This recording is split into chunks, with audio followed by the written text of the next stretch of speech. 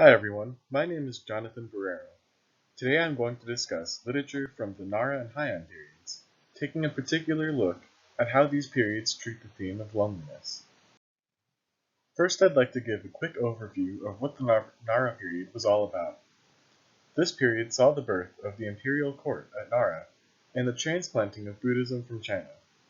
Literary works from the Nara period survive mostly in anthologies, such as the Kojiki, Nihon Shoki, and the Manyoshu, which is often translated as the collection of 10,000 leaves. The examples I will describe in the following slides all come from the Manyoshu. The poem An Old Threnody was written by Tachihi in the 8th century and is found on page 40 of Anthology of Japanese Literature by Donald Keene.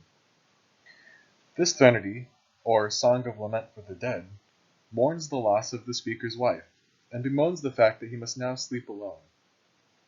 One particularly interesting comparison is made by the speaker to that of mallards.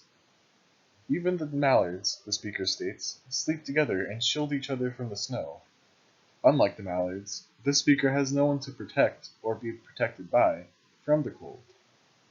An Old Threnody gives a stark depiction of the realities of being alone, and possibly suggests that it is both unfortunate and unnatural. A Dialogue on Poverty continues the themes of loneliness and the cold.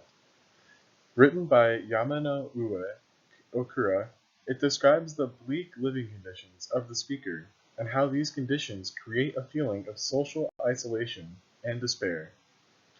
At one point, the speaker even quips, "Wide as they call the heaven and the earth, for me they have shrunk quite small. Is it the same for all men, or me alone?"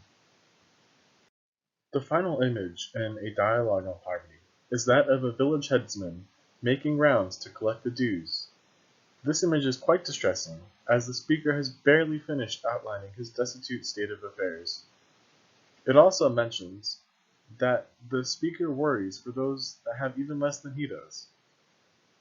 The impact of this final image highlights the inequity of the villagers' situations, while also reinforcing the isolation of the speaker, as it is evident that there are no resources for him to turn to in this time of intense poverty. The Heian period represents one of the most celebrated times of growth for a purely Japanese culture. It began in 794 and lasted until 1185.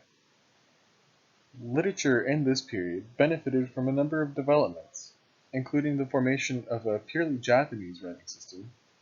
Before this time, a modified version of Chinese was used, and poetry began to take on a particular form called waka, a 31-syllable short poem with standardized line counts. Because hiragana was shunned by most men, female writers like Sai Shonagon and Murasaki Shikubu were able to create literary works that would become world-renowned. As was the case in the Nara period, Heian period poetry was often collected in anthologies. We will now take a look at two poems from Gosenshu. These translations are both from Donald Keene's Anthology of Japanese Literature.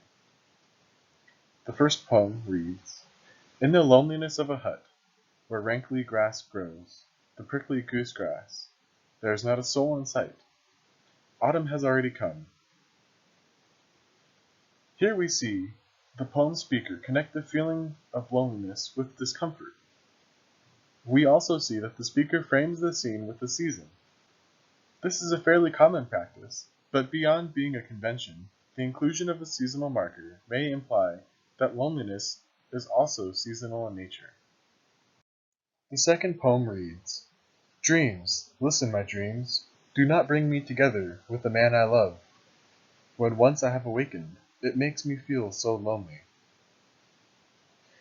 Here we see a speaker whose loneliness in real life is exacerbated by the companionship of her lover in her dreams. While the implication that the speaker is unable to see her lover now, there is at least some hope that that may change in the future. In comparing the treatment of loneliness between the two periods, there are some intriguing differences that arise. Nara period works tend to be blunt, and when it comes to loneliness and isolation, also quite bleak. There is a raw despair in the depictions of life by these speakers that leaves a strong impression on the audience. Literary works from the Heian period deviate from that trend, instead portraying loneliness as uncomfortable but also having hope that it is not permanent. One possible reason for this difference may lie in the matter of authorship. Peasants and paupers did not often make their way into the later collections of works, so their point of view may simply be underrepresented in Heian literature. Well, that's everything. Thank you for watching my presentation. I hope you enjoyed it. And to all my fellow students, good luck with your finals.